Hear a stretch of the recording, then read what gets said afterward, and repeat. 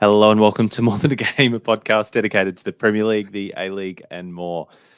Today on the show, quality from Quali G in a tasty F3, normality restored in the Premier League as Arsenal target the fourth place trophy, and the FA take the first steps to an open market domestic transfer system. I'm Colby and I'm joined today by Tommie, both here in Brisbane, Tommie, but not in the same room. What's going on? Oh, mate, it's been absolutely wild. I'm up here in Brisbane visiting Colby, and geez, COVID has just struck this trip hard. I'm about 300 meters down the street in our hotel room, and yeah, it's been a wild ride over the last week. So close yet so far, and thanks everyone for joining. And this might go some ways to explain why you didn't get a podcast last week. We were all, we're all a little bit under the weather last weekend and partying too hard. So it was a perfect storm for no pod. So apologies for that. But Tommie, let's kick this off with our moments of the week to get us back in the mood.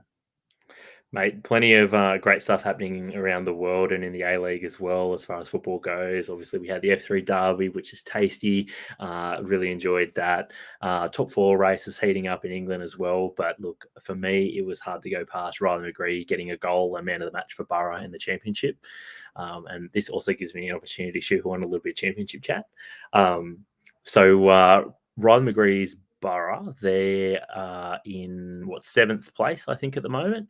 And it looks like they're sort of thereabouts for championship playoff spots, but it's very close with only a couple of games to go in the championship. It looks like Damo's Sheffield United, they're in sixth spot and in the driver's seat for one of the playoff spots, but there's just 3 points between seventh and 11th. So really, there's there's five teams that could just sort of sneak into the playoff contention in the final two rounds, depending on how results go. So still very exciting there. Curiously, Borough and Blackburn Rovers, both of their form has absolutely tanked in the last couple of weeks. So both teams were sitting pretty comfortable in the top six, but now have dropped off. And I guess it's not. It remains to be seen whether or not Riley McGree is going to be playing in the Premier League or even in the playoffs at the end of this season yet. So have to wait and see. But really enjoyed Riley McGree getting amongst the goals and doing well. Your boy, Tommie. My boy, I love him. Do we know if he's getting a lot? Is he getting game time or? Well, he had sort of that niggly injury, which and it's even a bit of a leap to call it an injury. He was sort of just kept out of the playing squad for a couple of weeks in a row because he sort of had a bit of tightness. I think it was in his calf, and so it wasn't even an injury. It was sort of on the precipice of being an injury. So good to see him, I guess, back out on the pitch again. So love to see it. And yeah, can't wait to see him in the Premier League next year. Tommie playing week in, week out. Definitely, 100%. It's going to happen. Fingers crossed. My moments of the week, my moment of the week and own goal center around my teams this week, and I bet you can guess which order they're in. So my moment of the week goes to Liverpool. Another great week to be a Liverpool fan. It's been pretty good couple of years, to be honest. Knockout City in the FA Cup. I keep going to call it the FFA Cup. The FA Cup. A league double over United. First one since 13-14. So that was pretty satisfying. Very nice. Yeah, look, Liverpool being the best runners-up team for probably ever, you'd say. So I'd be hoping that they can go one better in the Premier League this year, though. And it was nice to see in the home game against United on the 7th minute after the really sad news about one of Ronaldo's kids passing away. And there was a round of applause and a marking of respect, and the crowd started to sing "You'll Never Walk Alone." It was a really nice moment for him. Of course, he wasn't playing in that match, but the crowd sort of still marked it as well. So I thought that was a nice touch. Good to see that some things are above a big rivalry like that. What about your own goal, Tommie? Mate, this one's going to be sticking with, I guess, the Australian flavour, and this time I'm staying in the A-League, though, when it's the McBull social media account. this one seemed to catch a lot of people out yesterday, with the McBulls posting kind of like a play of the week or a moment of the week, or something like along those sort of lines. They and it was a video of Danny De Silva, and I'm tuning in thinking, oh, cool, all right. I didn't catch this game live. Wonder what happened. Like, is it a nice little bit of trickery or something like that? Maybe a goal or something like that. Yeah, no, it's just he just sort of toils on the ball, and then passes it forward about 5 meters. And I think, given that I didn't see the game, I was like, what was that?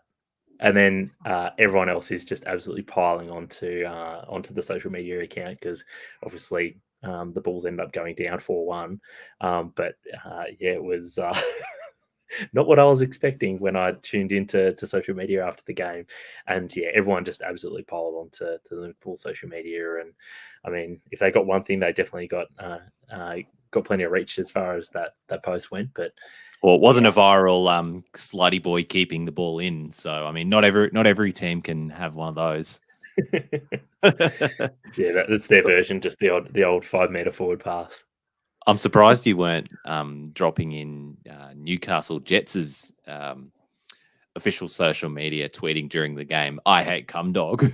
And then I think they retweeted themselves saying, "Yeah, like, I really hate the cumdog." Which actually, importantly, I think that is actually the first official recognition by any of the A-League teams of the cumdog's nickname. So that's that probably could have just been a moment of the week, because I mean, everyone sort of formally attached to the A-League has been loath to go anywhere near the nickname cumdog. So we've been leaning into it since day. I think we've had like 4 episodes that have had cumdog in the title.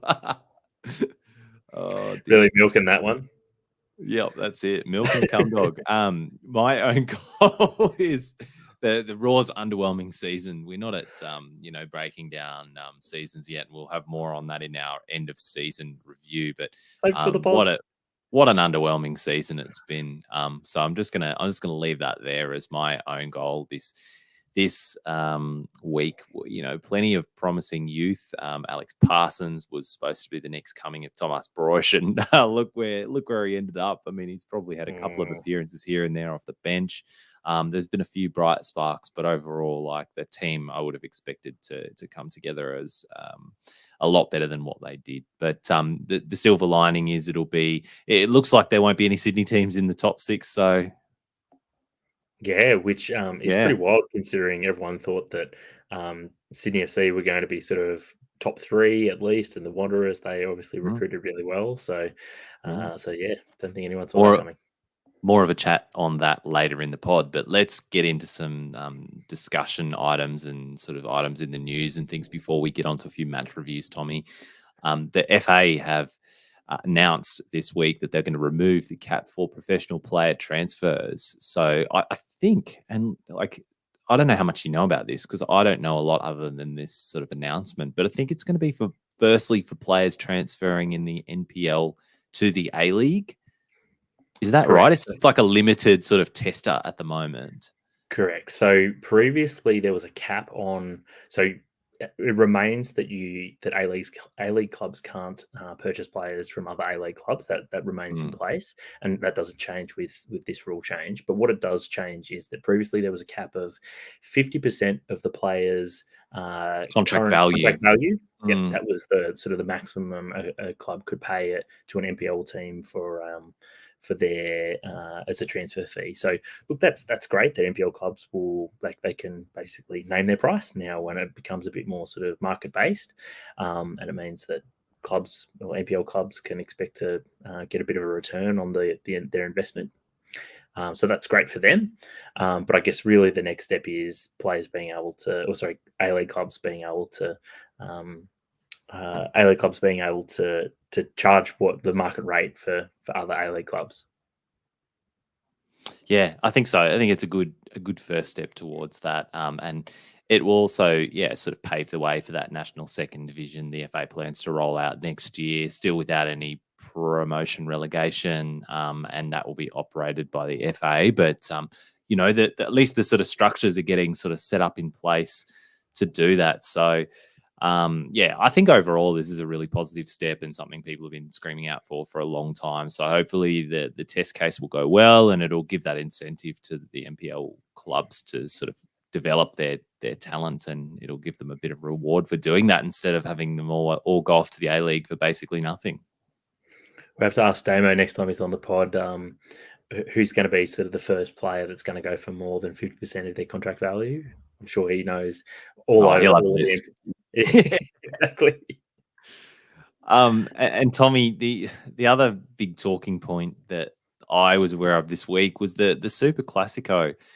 We've been talking about it for the past couple of weeks. Like, oh, are Argentina and Brazil going to be like playing a game in Australia at some point? But yes, they are. It's been announced for June, I think. And I think the best reaction that I saw to this was you shared a tweet from Mikey Mifsud, who was saying, "Oh, it's a bad venue, it's a cash grab, bad decision, but yeah, I'm still going to go." And I think that like captures the sentiment of a lot of people on this.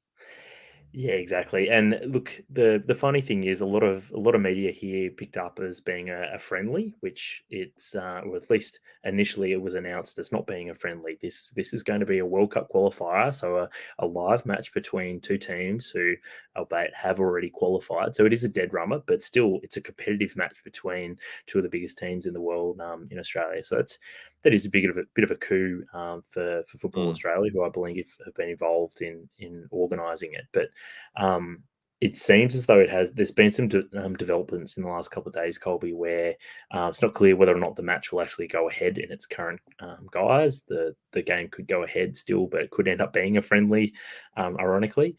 With I think Argentina are pushing for the game to be held in September in Argentina, I think, or in South America at least. So that's a little bit frustrating, probably for Football Australia, that it may end up just being a friendly, or because I think Argentina would, I think ideally they would prefer that the game just doesn't go ahead. Um, but if they end up getting a friendly here in Australia, it means they still get all the money without having to play their best players. So yeah. That would just be delicious. Like another huge footballing cash grab, just like torpedoed because one of the teams didn't want to come and play out here after the Old Firm fiasco. Yep, and I mean, yeah, I don't think I think we might have mentioned that very briefly on the pod a couple of weeks ago, but yeah, I guess it remains to be seen whether or not Celtic are actually going to come out for that. So, What yeah, a dumpster fire. yeah, And speaking of dumpster fires, Tommie, Tony Sage has been quoted during the week admitting that the Daniel Sturridge gamble at Perth Glory didn't pay off. yeah. It was a Is sharp, obvious anybody choice again. surprised? Yeah, look, I think everyone knew that this was a massive gamble and it had the potential to be fantastic. It had the potential to be exactly what it's turned out to be as well, which is obviously very disappointing for everyone involved. And I'm sure if there's no one more disappointed with how it's gone than Daniel Sturridge as well. Probably saw it as a bit of an opportunity to resurrect his career in Mm. some way. Might have got maybe got another contract in the MLS as a result of he was able to keep himself fit, but yeah, it's just not the case. And I guess it just sort of cements the idea in a lot of people's minds that that his body is ultimately let him down, and he's probably not going to be able to play at the highest level anymore. And we were talking about this in the group chat as well. Like, I mean, has he been even cited doing a lot of promo? Because obviously he hasn't done anything Mm. on the pitch for Perth Glory. But we were sort of saying, well, has he at least been a good ambassador for the league? Like, I mean, even just being in the match day squad, I know put bums in seats at various grounds, but like, I don't know how much of an impact exactly that made. But I haven't actually seen him out there doing much other stuff, really. Exactly. And I mean, I would think you would expect to see him sort of like all over the news, even if he's just doing interviews, right? Saying, Mm, oh, yeah, I'm out here and I've been really impressed with the playing squads and the stand's much better than what I was expected, or something to that effect, right? Just mm. keep beating that drum. But yeah, that's not really what I've seen. Could have been happening, and maybe I just haven't seen it. Yeah, But like put him on Channel 10 shows. What else is he doing? Like, get him out exactly. there. I mean, maybe Perth fans can let us know, like, if he's been doing stuff locally over there. But I mean, certainly, we haven't seen him other than in memes. Well, not only that, Colby, but I mean, for half of the season, they were stuck in Brisbane, right? So Mm. you should be able to attest that he would have been doing stuff in Brisbane, right? But he wasn't even No, doing stuff in Brisbane, so no. he just hasn't done anything. Confirmed, I didn't see him in Queen Street Mall. Oh, Didn't see him out in the valley. oh, geez, disappointed. I would have thought that after now having been sort of introduced to the Valley Mall, I thought, yeah, this would have been right up Daniel Sturridge's alley. Oh dear. Yeah, like I mean, yeah, he would have had a kebab late at night, wouldn't he? Tommie, we've got a few other news items as well. Like this one's a little bit older now, but Sean Dyche, it's where we need to remark on it. He's been sacked from Burnley. Did you see this one coming? I mean, I know they're still in a bit of relegation trouble, and they quite possibly may go down. But I was quite surprised by this. I feel like it's been coming for about 5 years, right? Because he's been sort of on the cusp of taking Burnley down and then manages to keep them up. And yeah, so it's somewhat surprising. But I think probably the biggest thing that's changed, which has led to his sacking, is the change in ownership at Mm, Burnley. This year, we've seen them sort of invest a little bit more in the mm, playing group with like Max Corner. He's come in and he's not your typical Burnley signing of the last few years. And like that sort of goes to show that yeah, the Burnley owners they probably were looking at maybe going in a bit of a different direction to the Brexit 11s of the last few years, and maybe playing a little more attacking football. And ultimately, it's probably led to them saying, yeah, okay, it's been fun, Sean, but maybe it's time to go in a different direction if it means they're going to get relegated anyway. So um, a little bit surprising, yeah, I guess, but I mean, it's hard to see them getting a better manager, really, given the playing group they've got. yeah, it sounds like they're going to need to reset in the championship next year if they do end up getting relegated. Big time. ACL, Melbourne City and Sydney. Tommie, how have they gone? There's been a couple of matches played since we last did a pod. Yeah, yeah. So both Sydney and Melbourne City, they're up in Thailand at the moment playing their respective ACL group games. An opportunity to rack up some coefficient points as well for Australia, which is something that everyone should be getting behind these two teams. Sorry, in the lead up to I guess next year's ACL participants as well. But look, it's Sydney have done okay. They've got a couple of draws and a loss, and a much tougher group than Melbourne City's. But Melbourne City, I guess they've really been flying the flag, even with a couple of injuries. They've done really well. They got two draws, sorry, a draw and two wins. So they're looking Pretty on good. track to qualify into the next round.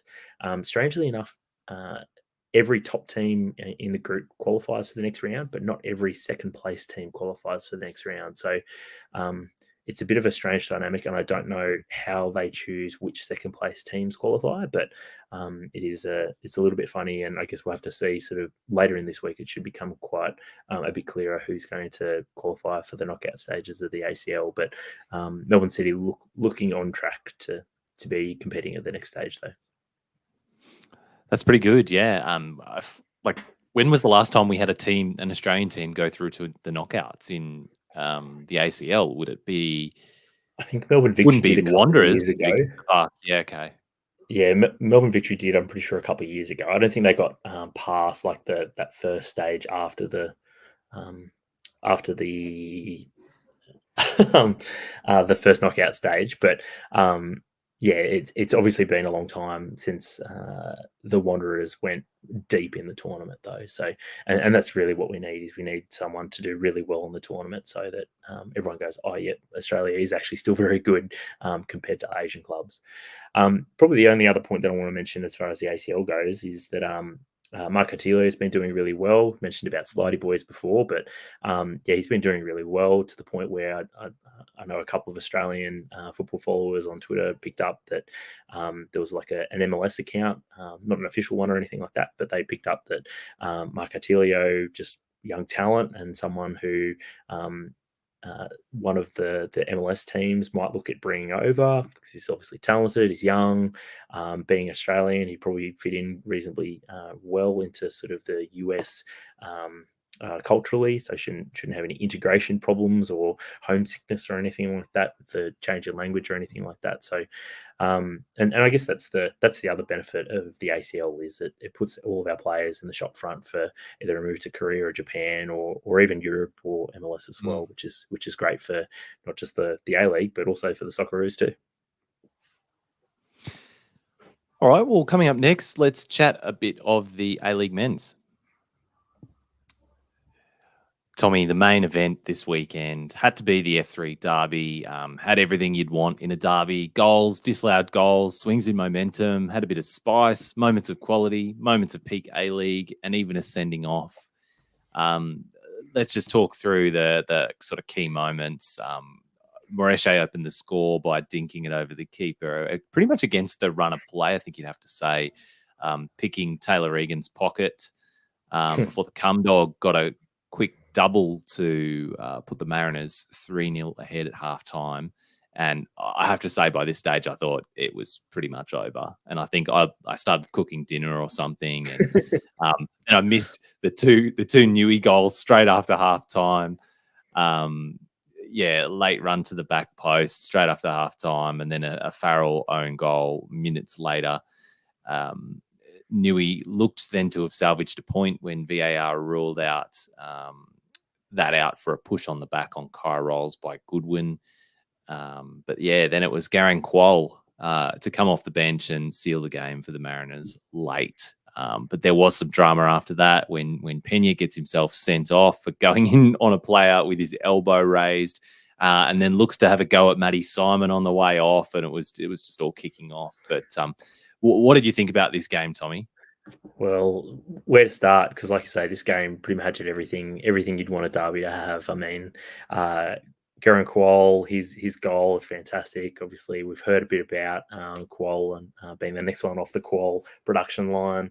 Damo's talked about him as well, about he's going to be better than Alu Kuol as well. So I guess we're starting to see sort of the first signs of that being possibly true.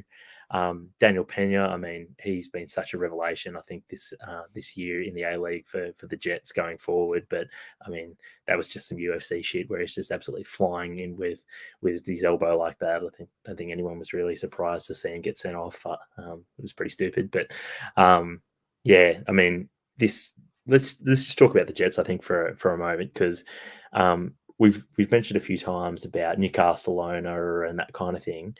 And when they're good, they are exceptional, right? But when they're bad, like they were in the beginning of this game, they're just terrible. And you think you can't give, even though the Mariners aren't necessarily sort of an elite team this year, they're looking like they're on track to make finals. But you can't give a team, even like a mid-table team like the Mariners, a 3-goal start and expect to be able to come back. It's just really, really difficult, and just shows that how frustrating the Jets have been as a team this season.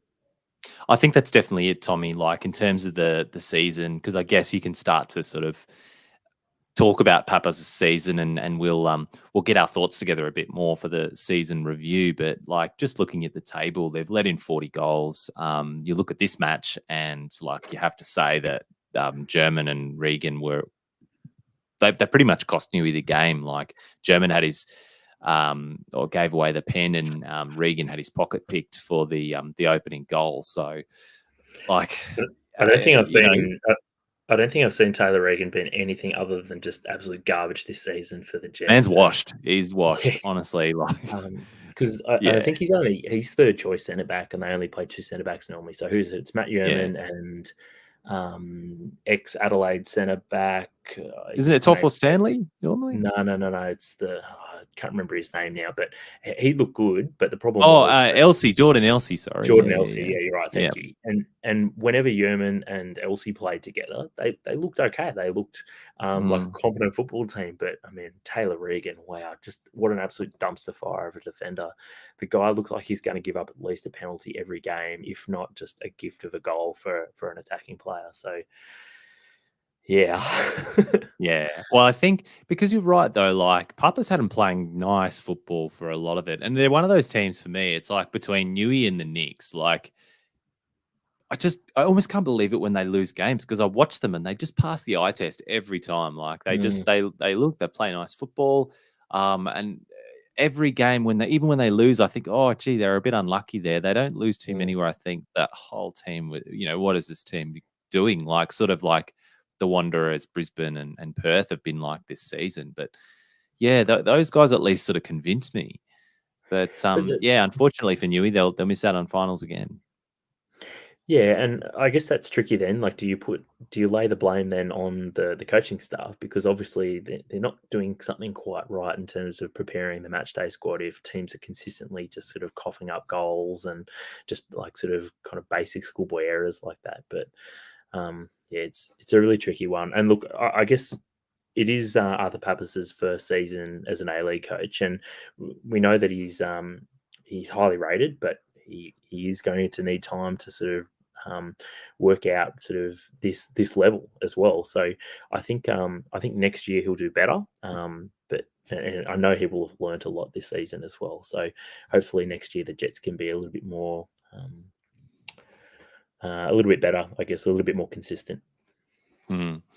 And just on the Mariners in their squad, like there's been a bit of a talking point around the place for the past couple of weeks. It's Ollie Mhm. Bozanic, not in the squad, hasn't been in like I don't know the past couple of squads, and there's like rumors circulating around. Like, why is he not in the squad, Tommy?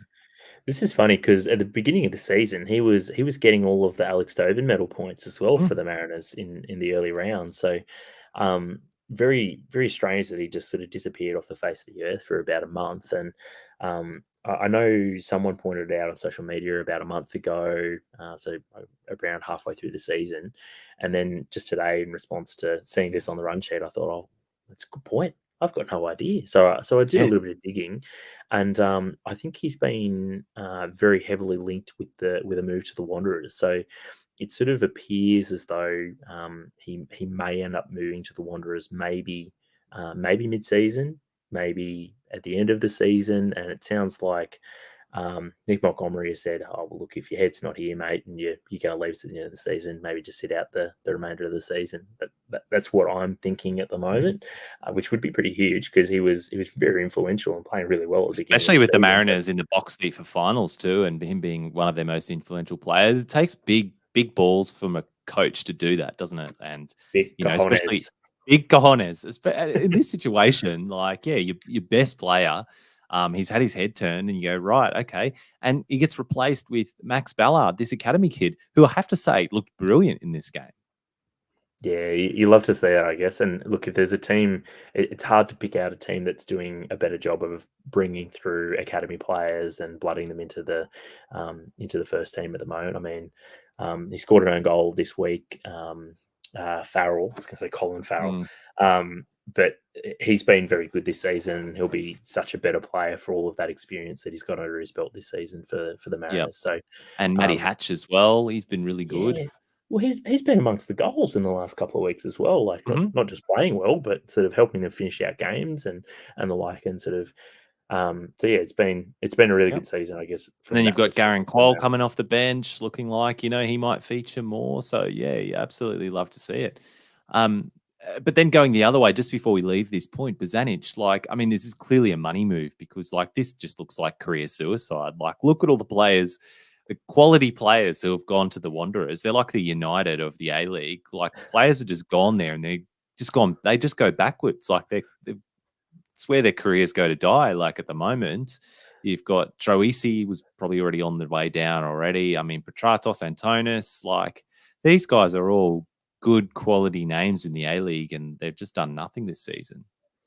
Yeah, they've been hugely disappointing, the Wanderers this year, and not really sure what Bozanic is thinking. I mean, one of the bonuses of him coming back to the Wanderers was sorry back to the Mariners was that it was sort of the team that he came through the academy at, and was it an opportunity to sort of lead them through a difficult period or lead them into the finals maybe, and it looked like it was going really well, but it looks like it's kind of come to a bit of a bitter end, I guess, unfortunately. But it could still end up that he ends up at the Mariners next season. So I'm not sure if this one's fully played out yet. Yeah, very interesting one. But of course, the cumdog featured in this game. Our boy, we have to mention him. Looked like he did a bit of a shoey at the end. I think he's got 6 goals in 7 games. Was the stat I heard. Oof. Talk about coming home with a wet sail, Tommy. Yeah, it's so dripping wet. Just this wet sail. And what did you think of his new box dyed hair look? Yeah, that's like it looks like it's out of the Matt Hatch um playbook at the moment. They've just got a It's bulk pack of box dye at the Mariners, and yeah. they're all just like experimenting in the dressing room before the games. What color are you going to dye your hair this week? Look, we're on an A-League budget. We don't have our own barbers. Was it them and Jason Davidson doing it every Mm, week? that's it. Some people I've seen some of the social media comments. They've been comparing the color to Trump and the style to Draco Malfoy. Oh, wow. So if that paints a picture for any of the listeners who didn't watch the derby, so Wow. but whatever it was, maybe it's worked. It's worked. He had a tasty little goal and took a convincing pen. So I want to know what color is he going to wear when he plays for the A-League All-Stars against Barcelona. triggered. And as good as this derby was, I think these teams have. There's like another derby in a couple of weeks' time. Look at the fixtures, but yeah, I think there's one more to go in the season. Hold on, while we're discussing this. So Yes, there is. you're right, Yes, 7th there of is. May, which will be the 7th of May. final round of fixtures, I think. Well, that's their So yeah, I don't think last it'll mean game of the anything season. for. I mean, it won't. It'll of course it'll mean something to Newey, but I think their hope at getting to finals is pretty much done. But let's just talk about that before going through the other results, Tommy, because of course Mhm. this is a 26 match day season, and the teams are finally starting to align in terms of games played. It's sort of between 22 and 24 games played now, so teams have between 2 and 4 games to go. Um, Top 4 is Melbourne City, Western United, Melbourne Victory, Wellington Phoenix up to 4th after their win today, Adelaide in 5th, Central Coast in the top 6 on 33 points. But then outside of them, you've got Macarthur on 32 and Sydney on 31. They look to be the only teams with a real sniff of getting into the top 6. How do you see it finishing up? Yeah, you're right. It looks like the Jets they're pretty much done. It's 6 points between the Jets and Sydney, but in 8th and 9th. So that's probably the cutoff there for having a crack. So yeah, you've probably got Central Coast, Macarthur, and Sydney who are likely to be sort of playing off for the final or final one position. I think because at this point you'd have to say that Adelaide are probably safe in 5th, and Wellington too. So. It's Mm. worth noting that Macarthur and Sydney have also played an extra game on all the teams around them. Yeah. So So it's you could almost say it on the basis of form. I wouldn't be surprised if it does stay the way that it currently is. It looks like it's sort of starting to settle in that order. And I mean, I'll probably be a bit surprised if one of those other teams, Macarthur or Sydney, does actually sort of manage to leapfrog up into the 6. Well, because the Phoenix, Adelaide, and Central Coast Mariners all look like they're in a little bit of form at the moment as well. And for Macarthur or Sydney to get in, I think they need one of those teams to only pick up like 3 or 4 points from their last 3 games. And Macarthur and Sydney, I think, need to win out to get in. So it's even though it looks close because of the game in hand difference. Um, yeah, it's a bit more tricky than that. So looking at who different teams have got to play, Macarthur play the Jets and the Wanderers, so they've got a pretty favourable draw. The Mariners, as we said, they've already got to play the Jets in that final round, which that'd be pretty interesting to play a derby with finals on the line, and they also play the Woo too. So they've got a pretty challenging run home, and then the final team, Sydney, who are obviously playing ACL at the moment, they come back and play Melbourne Victory and Brisbane Roar. So I think, yeah, 4 points might be enough for each of those teams to play finals football. Because I don't think any of those teams are going to win all of their games. Yeah. Yep, pretty much. So yeah, like it may end up staying the way it is, and if that is the case, Sydney will miss out on finals for the first time since I can't remember the last time Sydney didn't play in finals. And I've been saying all season, I've been trying to put the karma on the hysterical Sydney FC fans, saying, "Don't worry, guys, they're going to come good. They're going to come good. You're freaking out over nothing." But actually, maybe I'm wrong.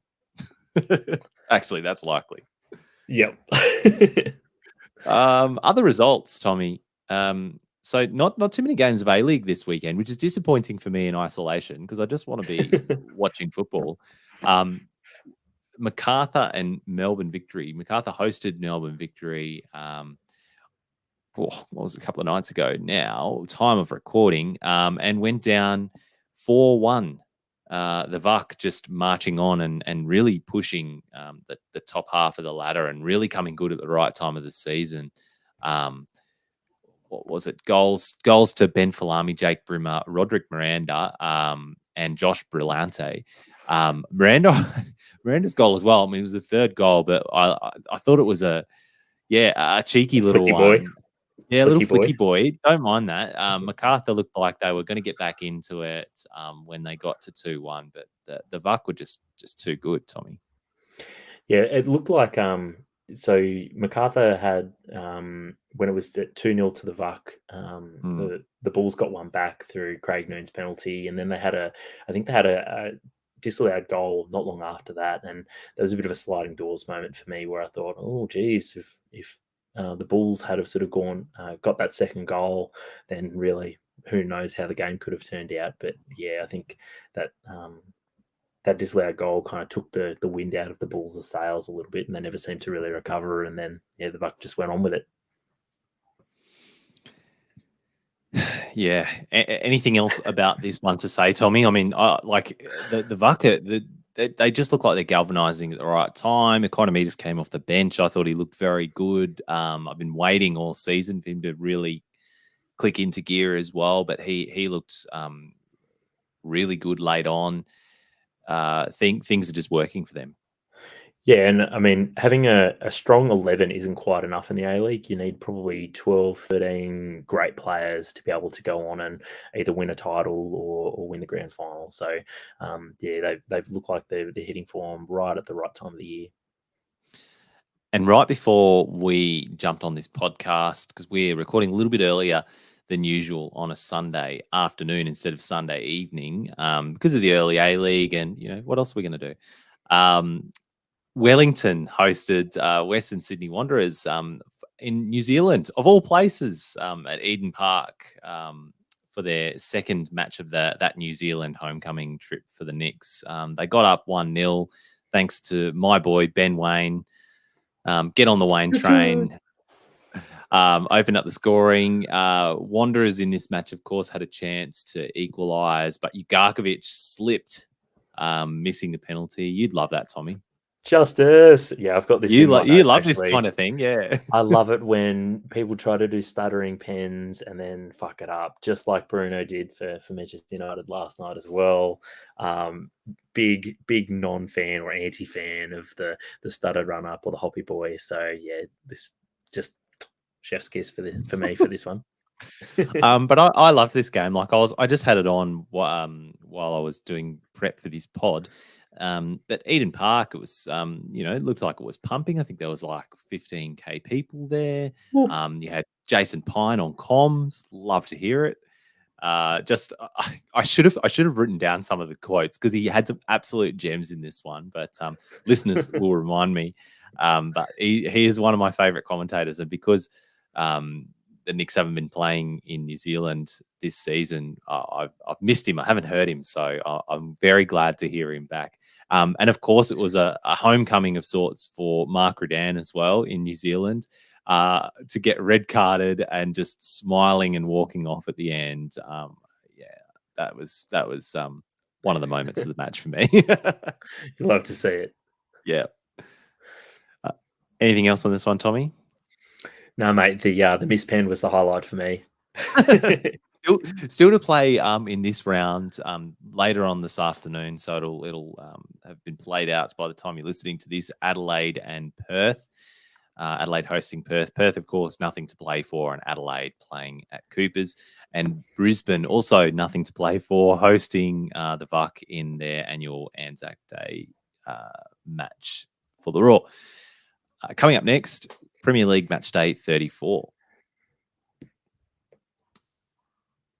Tommie, Premier League Match Day 34. We're gonna be focusing on Arsenal, Man United. Arsenal 3, United 1. I know we've got Sal in the comments, Arsenal fan and more than a game listener. He's going to appreciate us giving Arsenal a bit of gas up, because they've firmed up that top 4 spot and place in the Champions League next season with a convincing win over United. Tavares, Johnny on the spot, opening up the scoring in like the 3rd minute. Nketiah had a marginal offside ruled out, but then there was a knock on Saka in the build-up, which resulted in a pen. And this is the first 2-for-1 VAR call I've seen, Tommie. What do you think about this? I think he got around. Not only chalked it off, but actually given a penalty in the same call. I didn't know they could do that. Yeah, so other way around. So Nketiah got fouled, and then Saka was the one who got the penalty. But and this was how VAR should be used, right? VAR got involved to say, yep, it's not a goal, it was offside, but then kind of reminded the referee that, yep, there was definitely a foul there. And I think it turned out that the referee ended up going over and looking at the screen and confirming, yep, happy with that, happy that it's a penalty. So look, obviously with moments like that, sometimes I think a lot of people will argue that it probably takes too long. There was a little bit going on, so I think a lot of people probably understand that it's better. They basically had to check for 2 things. So I don't mind that. Better to make the right decision, I think, with something complicated like this, whereas sometimes it's a simple decision and it takes too long. So, but look, great use of VAR. Great. It was the right result, I thought, at the end of it as well, which was that Arsenal ended up with a goal, because I think we saw with Burnley and West Ham last weekend when there was a penalty to Burnley, and then the Burnley player ended up putting the ball wide, and you think, oh, geez, like that's not really how that's meant to go, is it? But yeah, look, because Arsenal had the ball on the back of the net, so exactly. And I mean, Arsenal were very good in that first half an hour, just pretty much just tore Man United apart. And I said to the boys in the group chat that, look, this could turn out to be a blowout, because all the signs were there of just a nervy, jittery Man United back 5, and Arsenal looked like they were in the mood, but they really seemed to take their foot off of Man United's neck around that sort of half an hour mark, just after they scored that second goal, which was a little bit disappointing, I thought, because Man United came out looking in the mood in the second half. And then you thought, well, geez, the longer this stays at 2-1, the more I'm thinking that Man United are in a chance they're a decent chance to equalise. But probably in the end, I thought the right team ended up getting the 3 points based off of the performance over the whole 90 minutes, though. Yeah, that's right, Tommie, because they did back off enough for United to get back in it. Of course, it was through Ronaldo, and then they had an opportunity to equalise. You mentioned it before. Bruno Fernandes, not Ronaldo, steps up for the pen and just goes for the hoppy boy, tries to get too cute with it, misses it. Ramsdale gets up in his face, screams like he's just saved a screamer. This really reminded me of, I think it was Van Nistelrooy, when I think he must have dived to win a penalty and then he misses, and Martin Keown and a bunch of the other Arsenal players, like sort of that real peak Arsenal era, just absolutely got up in Van Nistelrooy's face. It reminded me a lot of that. And Bruno, I think, sort of rubs some people up a similar way to how Van Nistelrooy used to rub people up the wrong way too. So lots of parallels there, I thought. Absolutely. But then Granit Xhaka, of all people, seals it with an absolute thunderbolt from 25 yards. This was one of my favourite goals of the weekend, Tommie. Another divisive player, right? I mean, this was vintage Xhaka in about 45 seconds, right? You had him getting a yellow card for just kicking the ball away, and then just an absolute banger from 35 yards out. I mean, De Gea was probably a little bit unsighted, but I feel like that sort of takes away a little bit from the fact that it was just a really sweetly hit shot as well. Yeah, couldn't have hit it much better than that. Now, we will talk about Arsenal when we're talking about the Premier League top four race, because there's a bit in that. But just before we do move on to that broader discussion, Tommie, I want to talk about United, and I want to talk about Bruno Fernandes, because he's missed this pen, but like his form has just been non-existent for like I don't know how long. Like what's happened there? They've got stacks of talent, and it's like it's Matic delivering that quality ball to Ronaldo. Bruno's had poor discipline.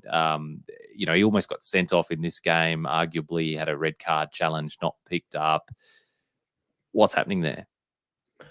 Yeah, I remember when Ronaldo first arrived, everyone said, "Oh no, Bruno can't do it for Portugal when Ronaldo's on the pitch.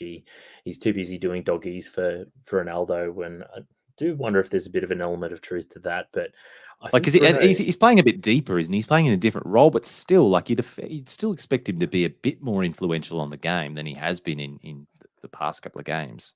yeah, I also think Bruno did really revel in that idea of being sort of the big dog as well, and having a lot of that responsibility. Whereas now, I think a lot of the squad look to Ronaldo as the person that's going to sort of inspire them to the victory kind of thing. And I don't know, like it speaks a lot to a person's sort of mentality that they like having that sense of responsibility on their shoulders. So and now not having that means that he's got a very different role in the team and in the squad as well. So I don't know. It's an interesting dynamic, and I mean, we can only guess as to why Bruno hasn't been as good as he has been in past years.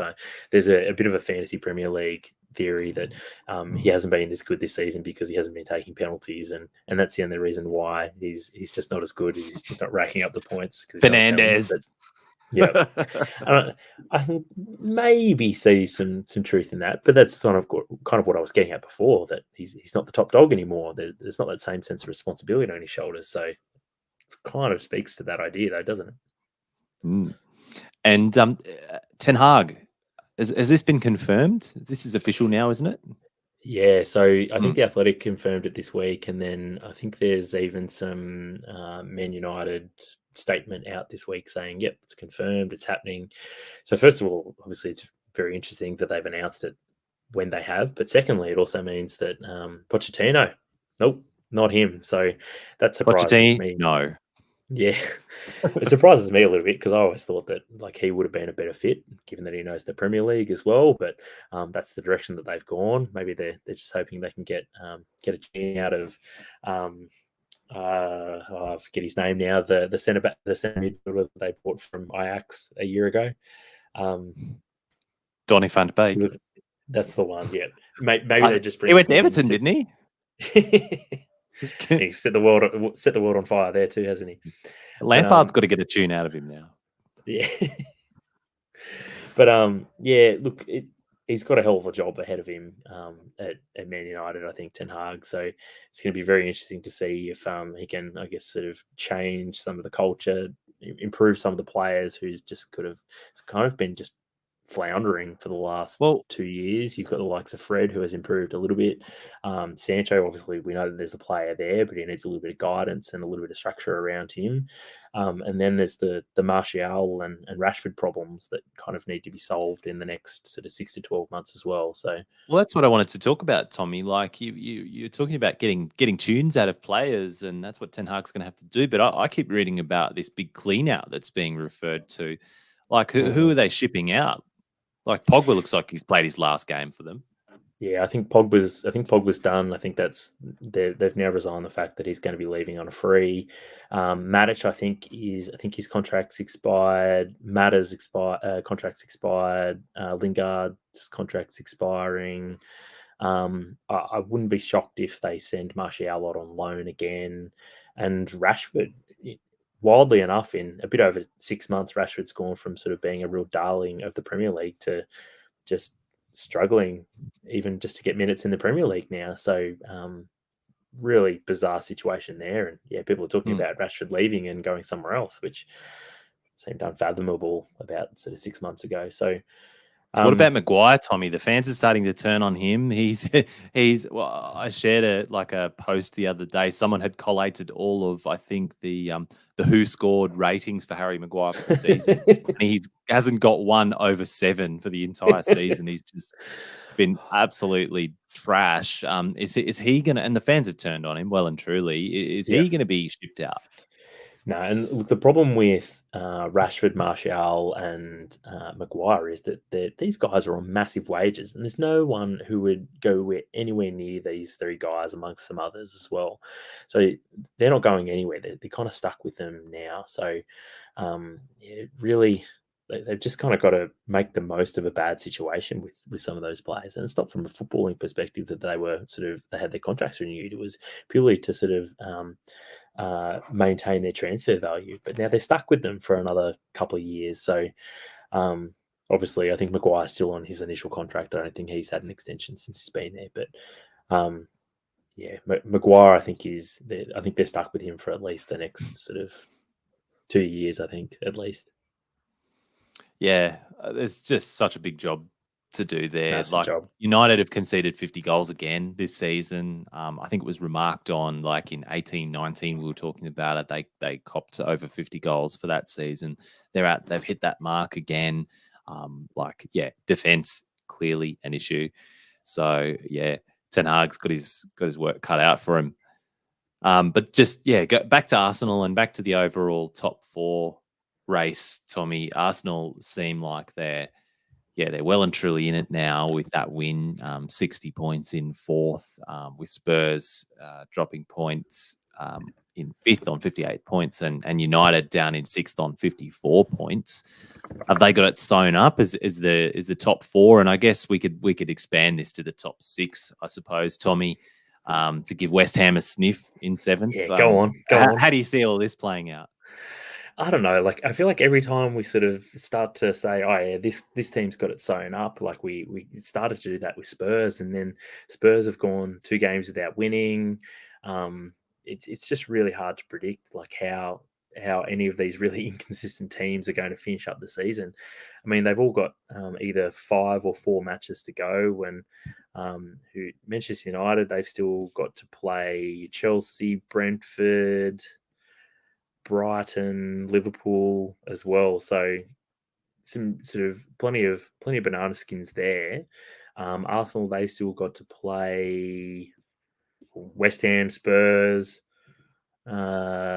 Newcastle, and Everton. So and Leeds as well. So again, plenty of sort of like top 4 6-pointers, if you want to call them that. And Newcastle obviously are in incredible form too. So you can almost see all of these teams involved in this sort of top 4 race of dropping probably half the points available, just because they're so inconsistent. And I mean, even Brentford has showed in the last month that they're in some pretty decent form, and Christian Eriksen's sort of doing business for them as well. So it's just whoever can get, I guess, the most points, noting that they're all going to be dropping points.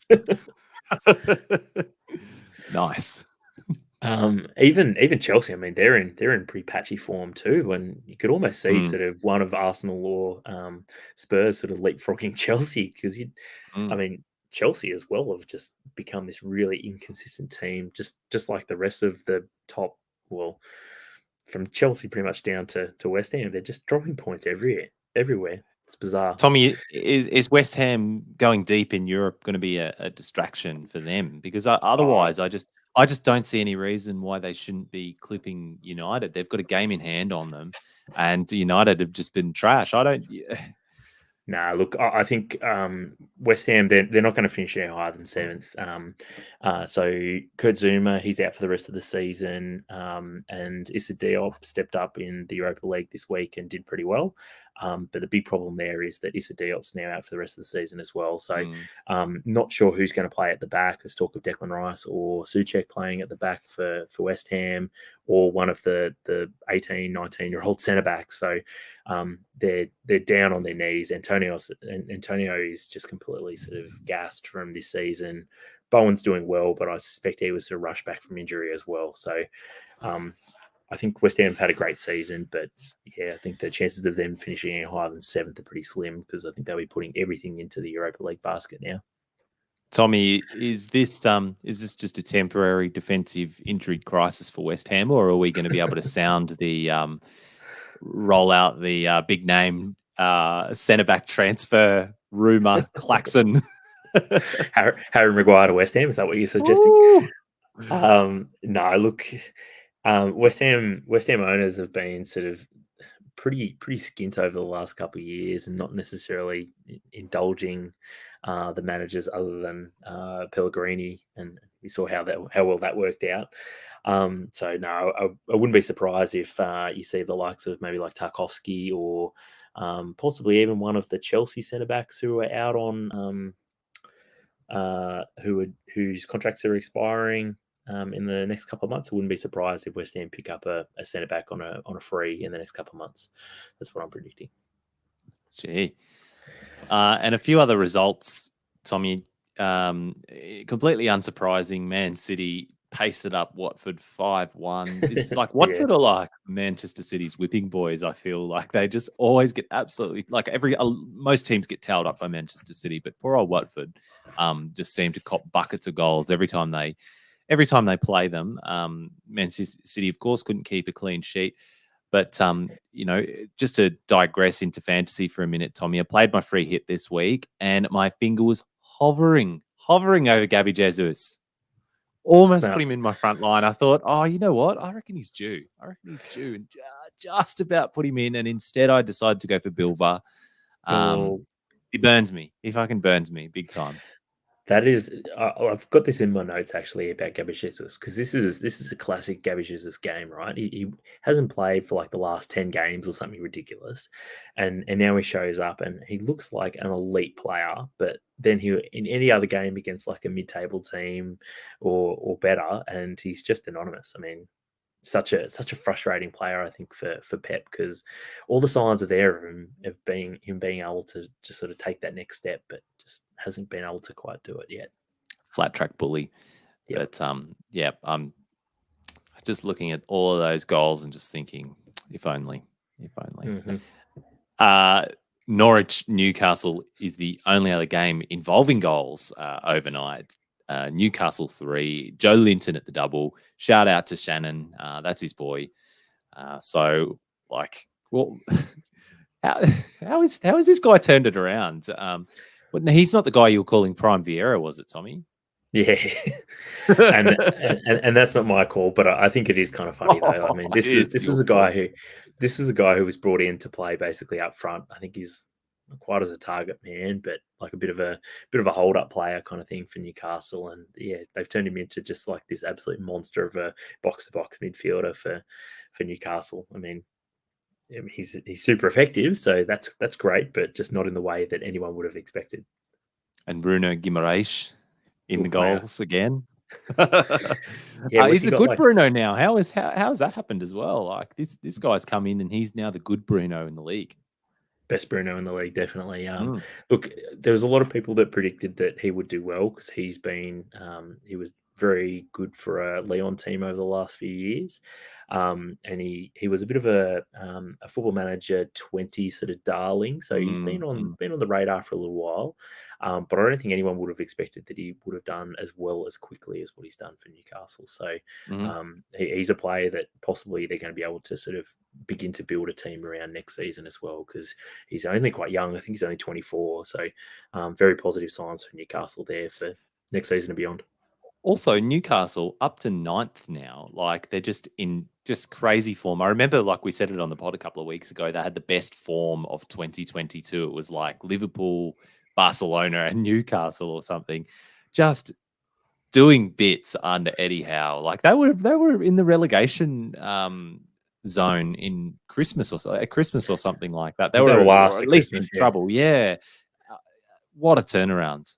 I want to shout out to friend of the pod, John Stomo, who was suggesting that that Eddie Howe is a very strong candidate for Manager of the Year, and I know it's probably going to be Pep that'll win it, or Klopp, whoever ends up winning the Premier League. But I reckon no one has done a better job and a harder job than Eddie Howe has done, I at least agree. I on the agree. pitch. And this Newcastle team is just in ridiculous form after Yeah, looking because dead and and buried at Christmas time.